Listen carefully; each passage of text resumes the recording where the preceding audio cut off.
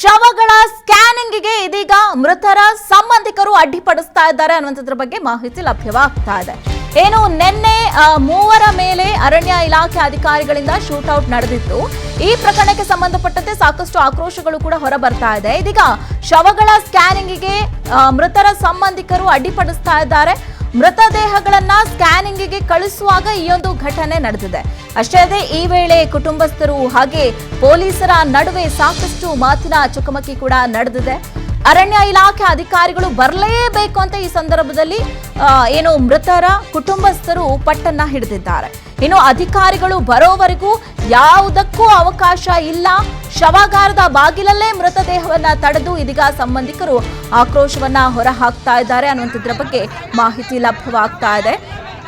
ಏನು ನಿನ್ನೆ ಚಾಮರಾಜನಗರದಲ್ಲಿ ಮೂವರು ಬೇಟೆಗಾರರನ್ನ ಅರಣ್ಯ ಇಲಾಖೆ ಅಧಿಕಾರಿಗಳು ಗಸ್ತಿನಲ್ಲಿದ್ದಂಥ ಸಂದರ್ಭದಲ್ಲಿ ಶೂಟೌಟ್ ಮಾಡಿದ್ದಾರೆ, ಎನ್ಕೌಂಟರ್ ಮಾಡಿದ್ದಾರೆ. ಈ ಎನ್ಕೌಂಟರ್ನಲ್ಲಿ ಮೂವರು ಕೂಡ ಸಾವನ್ನಪ್ಪಿರುವಂಥದ್ದು. ಅದು ಬೆಳಕಿಗೆ ಬರ್ತಾ ಇದ್ದಂತೆ ಅವರ ಕುಟುಂಬಸ್ಥರು ಸಾಕಷ್ಟು ಪ್ರತಿಭಟನಾಕಾರರು ಆಕ್ರೋಶವನ್ನು ಹೊರಹಾಕ್ತಾ ಇದ್ರು. ಜೊತೆಗೆ ಅರಣ್ಯ ಇಲಾಖೆ ಕಚೇರಿ ಏನಿದೆ ಆ ಕಚೇರಿಯಲ್ಲಿದ್ದಂಥ ಪೀಠೋಪಕರಣಗಳನ್ನು ಕೂಡ ಒಡೆದು ಧ್ವಂಸ ಮಾಡಿ ಆಕ್ರೋಶವನ್ನು ಹೊರಹಾಕಿದ್ರು. ಹಾಗೆ ನಿನ್ನೆಯಿಂದಲೂ ಕೂಡ ಚಾಮರಾಜನಗರದ ಹನೂರಿನಲ್ಲಿ ಪ್ರತಿಭಟನೆ ಕೂಡ ಇದೀಗ ನಡೀತಾ ಇರುವಂಥದ್ದು. ಇದೀಗ ಇವತ್ತು ಏನು ಮೃತದೇಹವನ್ನ ಸ್ಕ್ಯಾನಿಂಗ್ಗೆ ತೆಗೆದುಕೊಂಡು ಹೋಗ್ತಾ ಇದ್ದ ಸಂದರ್ಭದಲ್ಲೂ ಕೂಡ ಇದೀಗ ಸಂಬಂಧಿಕರು ಅದನ್ನ ತಡೆದಿದ್ದಾರೆ. ಅಷ್ಟೇ ಅಲ್ಲದೆ ನಿಗದಿತ ಅವಧಿಯೊಳಗಡೆ ತನಿಖೆ ನಡೆಸಿ ವರದಿಯನ್ನ ನೀಡಲಾಗ್ತಾ ಇದೆ. ಚಾಮರಾಜನಗರ ಜಿಲ್ಲಾಧಿಕಾರಿ ತನಿಖೆಗೆ ಆದೇಶಿಸಿದ್ದಾರೆ. ಹನೂರ್ನಲ್ಲಿ ಉಪ ವಿಭಾಗಾಧಿಕಾರಿ ದಿನೇಶ್ ಕುಮಾರ್ ಮೀನಾ ಈ ರೀತಿಯಾಗಿ ಹೇಳಿಕೆಯನ್ನ ಕೂಡ ಕೊಟ್ಟಿದ್ದಾರೆ. ತನಿಖೆಗೆ 7 ದಿನ ಅವಕಾಶ ಕೊಟ್ಟಿದ್ದಾರೆ. ನಿಗದಿತ ಅವಧಿಯ ಒಳಗಡೆ ತನಿಖೆಯನ್ನ ಮಾಡ್ತೀವಿ, ವರದಿ ಬಂದ ನಂತರ ಸಂಪೂರ್ಣ ವರದಿಯನ್ನ ಸಲ್ಲಿಸಲಾಗುತ್ತೆ ಅಂತ ಮೀನಾ ಅವರು ಈ ಸಂದರ್ಭದಲ್ಲಿ ಮಾಹಿತಿಯನ್ನ ಕೊಟ್ಟಿರುವಂಥದ್ದು. ಅಂದ್ರೆ ಹನೂರಿನಲ್ಲಿ ಉಪ ವಿಭಾಗಾಧಿಕಾರಿ ದಿನೇಶ್ ಕುಮಾರ್ ಮೀನಾ ಅವರು ಈ ರೀತಿಯಾಗಿ ಹೇಳಿಕೆಯನ್ನ ಕೊಟ್ಟಿದ್ದಾರೆ. ಅಂದ್ರೆ ಈ ವಿಚಾರಕ್ಕೆ ಸಂಬಂಧಪಟ್ಟಂತೆ ಇದರ ತನಿಖೆಗೆ ಇದೀಗ 7 ದಿನಗಳ ಕಾಲಾವಕಾಶವನ್ನ ನೀಡಲಾಗಿದೆ. ಅಷ್ಟರ ಒಳಗಡೆ ಸರಿಯಾದ ಪ್ರಾಮಾಣಿಕವಾದಂತಹ ವಿಚಾರಣೆಯನ್ನ ನಡೆಸಿ ಇದರ ಬಗ್ಗೆ ಈ ಒಂದು ಪ್ರಕರಣದ ಬಗ್ಗೆ ವರದಿಯನ್ನ ನೀಡ್ತೀವಿ ಅಂತ ಹನೂರಿನಲ್ಲಿ ಉಪ ವಿಭಾಗಾಧಿಕಾರಿ ದಿನೇಶ್ ಕುಮಾರ್ ಮೀನಾ ಅವರು ಹೇಳಿಕೆಯನ್ನ ಕೊಡ್ತಾರೆ. ಹಾಗೆ ನಿಗದಿತ ಅವಧಿಯೊಳಗಡೆ ತನಿಖೆಯನ್ನ ನಡೆಸಿ ವರದಿಯನ್ನ ನೀಡ್ತೀವಿ ಅಂತ ಕೂಡ ಆಶ್ವಾಸನೆಯನ್ನ ಈ ಸಂದರ್ಭದಲ್ಲಿ ಅವರು ನೀಡಿರುವಂತದ್ದನ್ನ ನಾವು ಗಮನಿಸ್ತಾ ಇದ್ದೀವಿ. ಏನು ನಿನ್ನೆ ಬೆಳಿಗ್ಗೆ ಸುಮಾರು 5:30ಕ್ಕೆ ನಡೆದಿರುವಂತಹ ಘಟನೆ ಇದು.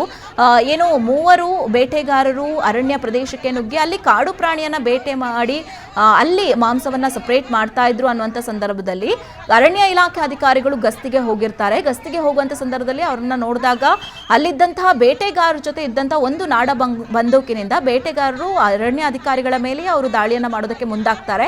ಈ ಸಂದರ್ಭದಲ್ಲಿ ಆತ್ಮರಕ್ಷಣೆಗಾಗಿ ಅರಣ್ಯ ಅಧಿಕಾರಿಗಳು ಫೈರಿಂಗ್ ಅನ್ನ ಸ್ಟಾರ್ಟ್ ಮಾಡ್ತಾರೆ. ಈ ಫೈರಿಂಗ್ ಅನ್ನು ಮಾಡದಂತ ತಕ್ಷಣದಲ್ಲಿ ಮೂವರಿಗೂ ಕೂಡ ಶೂಟ್ಔಟ್ ಮಾಡುವಂಥದ್ದು. ಆದ್ರೆ ಈಗ ಕೇಳಿ ಬರ್ತಾ ಇರುವಂತಹ ಪ್ರಶ್ನೆ, ಅವರಿಗೆ ಕಾನೂನಾತ್ಮಕವಾಗಿ ಕ್ರಮವನ್ನು ತೆಗೆದುಕೊಳ್ಬಹುದಾಗಿತ್ತು ಅಥವಾ ಅವರನ್ನ ವಶಕ್ಕೆ ಪಡೆದು ಅವರನ್ನ ಏನಾದರೂ ಮಾಡಬಹುದಾಗಿತ್ತು. ಆದ್ರೆ ಈ ರೀತಿಯಾಗಿ ಶೂಟ್ಔಟ್ ಮಾಡಿದ್ದಾರೆ. ಶೂಟ್ಔಟ್ ಮಾಡಿದ್ರೂ ಕೂಡ ಕಾಲಿಗೆ ಶೂಟ್ಔಟ್ ಅನ್ನ ಮಾಡಿ ಅವ್ರನ್ನ ನಿಯಂತ್ರಣ ಮಾಡಬಹುದಾಗಿತ್ತು.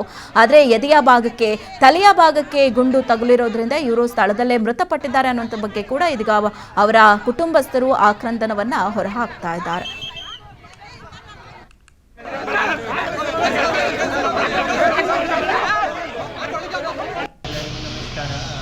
ಡಿಸಿ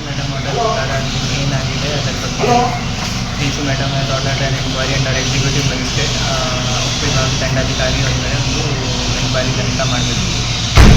ಎನ್ಕ್ವೈರಿ ನಡೀತಾ ಇದೆ. ಇಲ್ಲ ಎನ್ಕ್ವೈರಿ ರಿಸಲ್ಟ್ ಬಂದ ನಂತರ ಅಂಡ್ ರಿಪೋರ್ಟು ಡಿಸಿ ಸ್ಟಾರ್ಟ್ ಮಾಡಿದ್ರು. ಎನ್ಕ್ವೈರಿ ಸ್ಟಾರ್ಟ್ ಆಗಿದೆ. ಆದ ನಂತರ ಎಲ್ಲ already inquest report postmortem report ಇದೆಲ್ಲ ಬೇಸಿಸ್ ಎನ್ಕ್ವೈರಿ ಆಗುತ್ತೆ. ಆ ಎನ್ಕ್ವೈರಿ ರಿಪೋರ್ಟ್ ನಾನು ಡಿಸಿ ಮೇಡಮ್ಗೆ ಸರ್ ವಿಸಿಟ್ ಮಾಡಿದ್ರೆ ಸರ್ ಸ್ಪಾಟ್ಗೆ ವಿಸಿಟ್ ಆಗಿದೆ. ವಿಸಿಟ್ ಈ 7 ದಿನದ ವರದಿ ಕೊಡ್ತೀರಾ ಸರ್? 7 ಡೇಸ್ ಇವಾಗ will have to wait for ಎಲ್ಲ ಪೋಸ್ಟ್ಮಾರ್ಟಮ್ ರಿಪೋರ್ಟ್ ಇನ್ಕ್ವೆಸ್ಟ್ ರಿಪೋರ್ಟ್ ಎಲ್ಲ ರಿಪೋರ್ಟ್ಗೆ ವೇಟ್ ಮಾಡಬೇಕು. ಆದ ನಂತರ enquiry will be completed. Report ಇಲ್ಲದೆ it won't be a fair enquiry. ಅದಕ್ಕೆ next wait for the report. First report ಬರಲಿ, ಆಮೇಲೆ ಸ್ಪಾಟಲ್ಲಿ ಫೈರ್ ಆಗಿರೋದು ಏನಾದ್ರು ಇದೆಯಾ ಸರ್? ಅವ್ರ ಕಡೆ ಫೈರ್ ಆಗಿದ್ದಾರೆ. ಈಗ ಎನ್ಕ್ವೈರಿ ಚಾಲು ನಡೀತಾ ಇರೋದ್ರಿಂದ ಇದರ ಬಗ್ಗೆ ಏನು ಹೇಳೋಕ್ಕಾಗಲ್ಲ.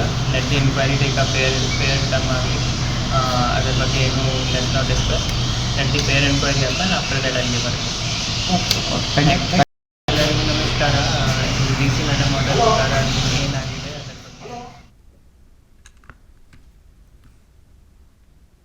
ಎಸ್, ಈ ವಿಚಾರಕ್ಕೆ ಸಂಬಂಧಪಟ್ಟಂತೆ ನಮ್ಮ ಪ್ರತಿನಿಧಿ ಸಾಗರ್ ಝೂಮ್ ಲೈವ್ ನಲ್ಲಿ ಸಂಪರ್ಕಕ್ಕೆ ಸಿಕ್ಕಿದ್ದಾರೆ.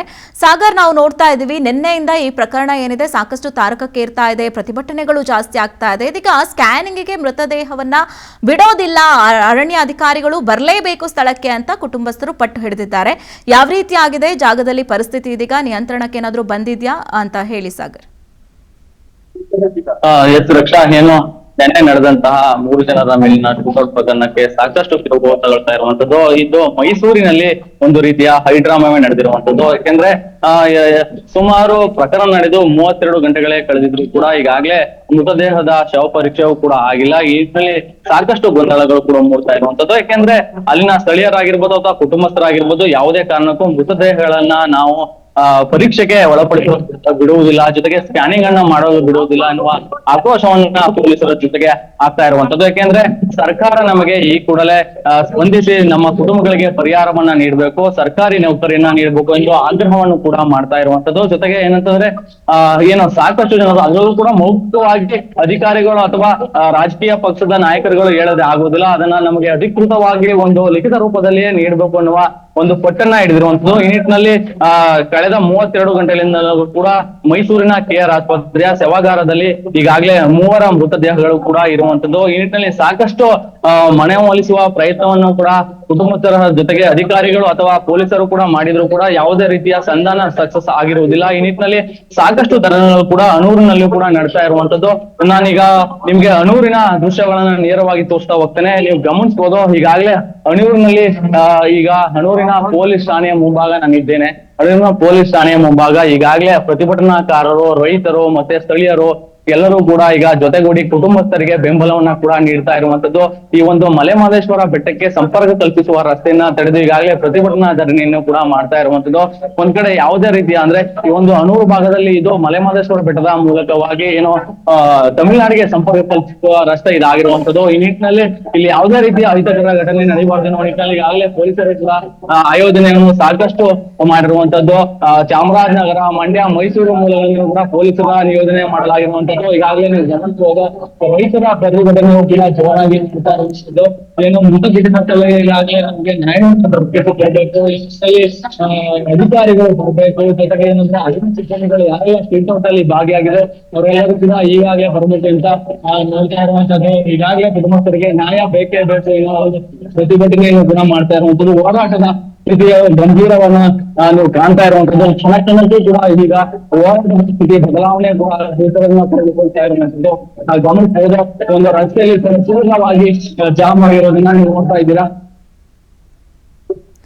ಒಂದು ಕಡೆ ರಸ್ತೆ ತಡೆದಿದೆ, ಮತ್ತೊಂದು ಕಡೆಯಲ್ಲಿ ರಸ್ತೆಗೆ ಹೋಗಲು ಅವಕಾಶವನ್ನ ಮಾಡ್ಕೊಡ್ತಾ ಇರುವಂತದ್ದು. ಜೊತೆಗೆ ಮತ್ತೊಂದೆಡೆ ಏನೋ ವಾಹನಗಳು ಹೋಗ್ತಾ ಇದ್ವು, ಆ ವಾಹನಗಳನ್ನು ಕೂಡ ತಡೆಯುವ ಕೆಲಸವನ್ನ ಈಗ ಸ್ಥಳೀಯರು ಮತ್ತೆ ರೈತ ಸಂಘಟನೆಗಳು ಇರುವಂತದ್ದು. ಒಟ್ಟಾರೆ ಸ್ಥಿತಿ ಕ್ಷಣಕ್ಕೂ ಕೂಡ ಒಂದು ರೀತಿಯಲ್ಲಿ ಬಿಗುವಿನ ವಾತಾವರಣವನ್ನ ಪಡ್ಕೊಳ್ತಾ ಇರುವಂತದ್ದು. ಈ ನಿಟ್ಟಿನಲ್ಲಿ ಅಧಿಕಾರಿಗಳು ಸ್ಥಳಕ್ಕೆ ಬರಲೇಬೇಕು ಎನ್ನುವ ಆಗ್ರಹವನ್ನು ಕೂಡ ಮಾಡ್ತಾ ಇರುವಂತದ್ದು. ಅವರಿಗೆ ಮುಖ್ಯವಾಗಿ ಪ್ರಮುಖವಾಗಿ ಏನು ರೈತರು ಕುಟುಂಬಸ್ಥರ ಹೇಳ್ತಾ ಇರೋದಂದ್ರೆ, ಯಾರೆಲ್ಲ ಅಧಿಕಾರಿಗಳು ಶೂಟ್ ಔಟ್ ಮಾಡಿದ್ರೆ ಅವರ ತಕ್ಷಣ ಈ ಒಂದು ಜಾಗಕ್ಕೆ ಮಾಡ್ತಾ ಇದ್ದಾರೆ.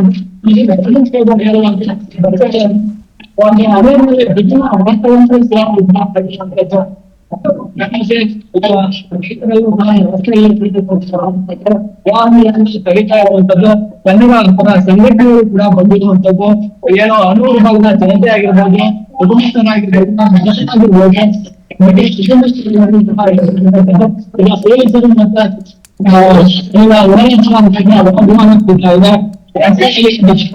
ಕೂತಿದ್ದಾರೆ. ಹೆಚ್ಚುವರಿ ಬೀಳಿತಾಗಿ ಮೈಸೂರು ಮತ್ತೆ ಚಾಮರಾಜನಗರ ಜಿಲ್ಲಾ ಪೊಲೀಸರು ಕೂಡ ಬಂದು ಒಂದು ವಾಗ್ವಾದವನ್ನು ಕೂಡ ಮಾಡ್ತಾ ಇರ್ತಿತ್ತು. ಒಟ್ಟಾರೆ ಕೂಡ ಚಾಮರಾಜನಗರದ ನೆರವಿನಲ್ಲಿ ಪ್ರತಿಭಟನೆಯ ಸ್ಥಿತಿ ಕೈಬಿಟ್ಟುತ್ತಾ ಇರುವಂತದ್ದು. ಯಾಕಂದ್ರೆ ಈ ವರ್ಷ ಗಮನಿಸ್ತಾ ಇದ್ರೆ ಈ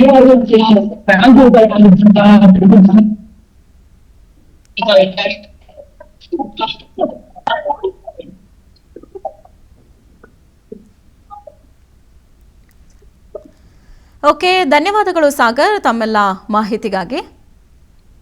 ಎಸ್ ನಾವು ಗಮನಿಸ್ತಾ ಇದ್ದೀವಿ ಯಾವ ರೀತಿಯಾಗಿ ಹನ್ನೂರಿನಲ್ಲಿ ಒಂದು ಪ್ರೊಟೆಸ್ಟ್ ಮಾಡಲಾಗ್ತಾ ಇದೆ ಈ ಒಂದು ಎನ್ಕೌಂಟರ್ ವಿರುದ್ಧವಾಗಿ ಅಂತ ಅನ್ನುವಂಥದ್ದನ್ನ ಕೂಡ ನಾವು ನೋಡ್ತಾ ಇದ್ದೀವಿ. ಇಲ್ಲಿ ಪ್ರತಿಭಟನಾಕಾರರು ಮತ್ತು ಪೊಲೀಸರ ನಡುವೆ ಸಾಕಷ್ಟು ಮಾತಿಗೆ ಮಾತು ಕೂಡ ಬೆಳೀತಾ ಇದೆ.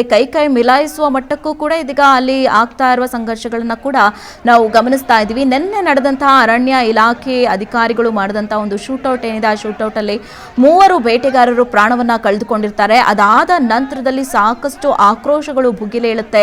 ಅರಣ್ಯ ಅಧಿಕಾರಿಗಳಿಗೆ ಪರ್ಮಿಷನ್ ಕೊಟ್ಟಿದ್ಯಾರು, ಏಕಾಏಕಿ ಈ ರೀತಿಯಾಗಿ ಶೂಟೌಟ್ ಮಾಡಿದ್ಯಾಕೆ, ಅವರಿಗೆ ಕಾನೂನಾತ್ಮಕವಾಗಿ ಕ್ರಮವನ್ನು ತೆಗೆದುಕೊಳ್ಬಹುದಾಗಿತ್ತು. ಆದರೆ ಅದನ್ನ ಬಿಟ್ಟು ಈ ರೀತಿಯಾಗಿ ಶೂಟೌಟ್ ಅನ್ನ ಮಾಡಿ ಅವರ ಪ್ರಾಣವನ್ನೇ ತೆಗೆದಿರುವಂತದ್ದು ಎಷ್ಟರ ಮಟ್ಟಿಗೆ ಸರಿ? ಇದೀಗ ಅವರ ಕುಟುಂಬಕ್ಕೆ ಯಾರು ಆಸರೆ? ಅವರೇ ದುಡಿದು ಬಂದು ತನ್ನ ಕುಟುಂಬವನ್ನ ನೋಡ್ಕೊಳ್ಬೇಕಾಗಿತ್ತು. ಆದರೆ ಇದೀಗ ಕುಟುಂಬದ ಒಂದು ಮೇನ್ ಪಿಲ್ಲರೇ ಇಲ್ಲದೆ ಇರೋ ರೀತಿ ಆಗಿದೆ ಅನ್ನೋದ್ರ ಬಗ್ಗೆ ಕೂಡ ಕುಟುಂಬಸ್ಥರು ಆಕ್ರೋಶವನ್ನು ಹೊರಹಾಕ್ತಾ ಇದ್ರು. ಇದೀಗ ಕುಟುಂಬಸ್ಥರ ಜೊತೆಗೆ ಅಲ್ಲಿನ ಸ್ಥಳೀಯ ರೈತರು ಕೂಡ ಪ್ರತಿಭಟನೆಗೆ ಸಾಥನ್ನ ನೀಡ್ತಾ ಇರುವಂತದ್ದು. ಹಾಗೆ ಇದಕ್ಕೆ ಏನು ನ್ಯಾಯವನ್ನ ಆದಷ್ಟು ಬೇಗ ಕೊಡಿಸಬೇಕು ಅಂತ ಕೂಡ ಇದೀಗ ಪ್ರತಿಭಟನಾಕಾರರು ಒತ್ತಾಯವನ್ನ ಮಾಡ್ತಾ ಇದ್ದಾರೆ.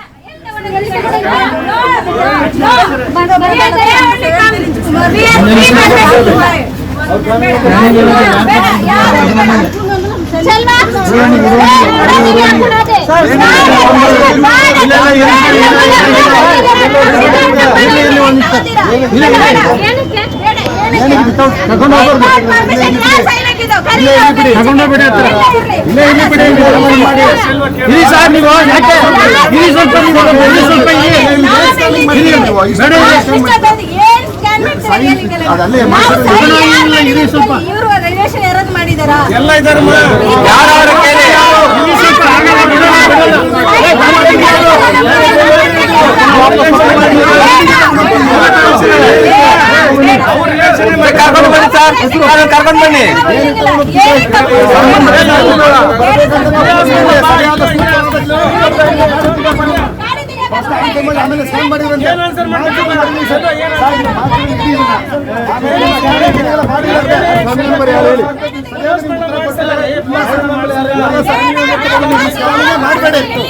ನಮ್ಗೆ ಆನ್ಸರ್ ಸಿಗ್ಬೇಕು. ಸೂಕ್ತವಾದ ಅಧಿಕಾರಿಗಳು ಬರಬೇಕು.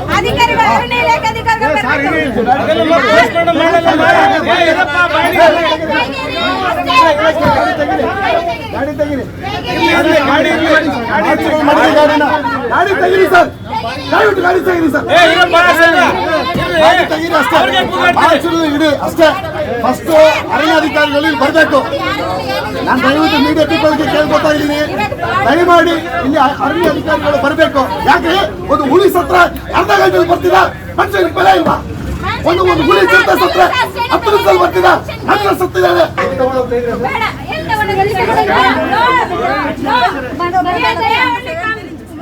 ಎಸ್ ನಾವು ನೋಡ್ತಾ ಇದ್ದೀವಿ, ನಿನ್ನೆ ಈ ಎನ್ಕೌಂಟರ್ ಆದ ತಕ್ಷಣದಲ್ಲಿ 3 ಶವಗಳನ್ನ ಕೂಡ ಅರಣ್ಯ ಅಧಿಕಾರಿಗಳು ಡೈರೆಕ್ಟ್ ಆಗಿ ಚಾಮರಾಜನಗರದಕ್ಕೆ ಕಳಿಸೋದಕ್ಕೆ ಬದಲು ಅವರು ಮೈಸೂರಿಗೆ ಕಳಿಸಿರ್ತಾರೆ. ಇದೀಗ ಮೈಸೂರಿನಲ್ಲಿ ಶವಗಳ ಸ್ಕ್ಯಾನಿಂಗಿಗೆ ಅಂತ ತೆಗೆದುಕೊಂಡು ಹೋಗುವಂತ ಸಂದರ್ಭದಲ್ಲಿ ಅಲ್ಲಿ ಅವರ ಕುಟುಂಬಸ್ಥರು ಎಲ್ಲರೂ ಕೂಡ ನಾವು ಯಾವುದೇ ಕಾರಣಕ್ಕೂ ಕೂಡ ನಾವು ಈ ಸ್ಕ್ಯಾನಿಂಗಿಗೆ ಅವಕಾಶವನ್ನ ಮಾಡಿಕೊಡೋದಿಲ್ಲ, ಕಳಿಸೋದಕ್ಕೂ ಕೂಡ ನಾವು ಬಿಡೋದಿಲ್ಲ. ಈ ಸ್ಥಳಕ್ಕೆ ಈ ಕೂಡಲೇ ಅರಣ್ಯ ಅಧಿಕಾರಿಗಳು ಯಾರಿದ್ದಾರೆ ಅವರು ಬರಬೇಕು ಅಂತ ಇದೀಗ ಅಲ್ಲಿ ಪಟ್ಟನ್ನ ಹಿಡಿತಾ ಇರುವಂತದ್ದು, ಪೊಲೀಸರ ಜೊತೆ ವಾಗ್ವಾದವನ್ನ ನಡೆಸ್ತಾ ಇರುವಂತದನ್ನ ಕೂಡ ನಾವು ನೋಡ್ತಾ ಇದ್ದೀವಿ. ಯಾವುದೇ ಕಾರಣಕ್ಕೂ ಅರಣ್ಯ ಅಧಿಕಾರಿಗಳು ಇಲ್ಲಿಗೆ ಬಂದ್ರೆ ಅಷ್ಟೇ ಮುಂದಿನ ಪ್ರೊಸೀಜರ್ಗೆ ನಾವು ಬಿಡುವಂತದ್ದು, ಇಲ್ಲದೆ ಹೋದ್ರೆ ನಾವು ಈ ಸ್ಕ್ಯಾನಿಂಗಿಗೆ ಕಳಿಸೋದಿಲ್ಲ ಅಂತ ಇದೀಗ ಪೊಲೀಸರ ಜೊತೆ ವಾಗ್ವಾದಕ್ಕೆ ಇಳಿದಿರುವಂತಹ ದೃಶ್ಯಾವಳಿಗಳನ್ನ ಕೂಡ ನಾವು ಗಮನಿಸ್ತಾ ಇದ್ದೀವಿ. ಈ ಒಂದು 3 ಎನ್ಕೌಂಟರ್ ವಿಚಾರಕ್ಕೆ ಸಂಬಂಧಪಟ್ಟಂತೆ ಸಾಕಷ್ಟು ಆಕ್ರೋಶಗಳು, ಅನುಮಾನಗಳು, ಸಾಕಷ್ಟು ಈ ಒಂದು ಪ್ರಕರಣದ ಬಗ್ಗೆಯೇ ಸಾಕಷ್ಟು ಪ್ರಶ್ನೆಗಳು ಮೂಡ್ತಾ ಇದೆ. ಅತ್ತ